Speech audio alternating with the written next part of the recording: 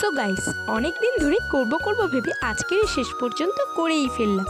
তো 3টে মাল সাথে অ্যালোভেরা গাছগুলো এত পরিমাণে হয়েছিল, তাই ভাবলাম গাছগুলোকে আজকেরই রিপোর্টিং করা যাক। তাই ভেবে সুন্দর করে গাছের গোড়ায় যতগুলো মরা পাতা ছিল সবগুলো তুলে তুলে ফেলে দিচ্ছিলাম। আর যেই মূলগুলো অনেক বড় ছিল সেই মূলগুলো কেটে কেটে পরিষ্কার করে দিচ্ছিলাম।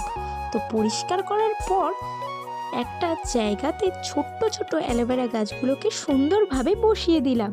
তো বসানোর পর আর যতগুলো গাছ ছিল সুন্দর করে বসিয়ে নিচ্ছিলাম।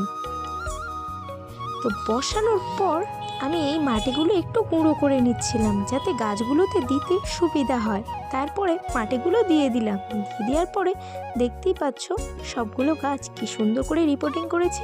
তো যেই মূলগুলো ছিল অ্যালোভেরার ওগুলোও পুঁতে দিলাম। দেওয়ার পর এই জায়গাটাতে রেখে দিলাম। যেই পাতাগুলো বেশি হয়েছিল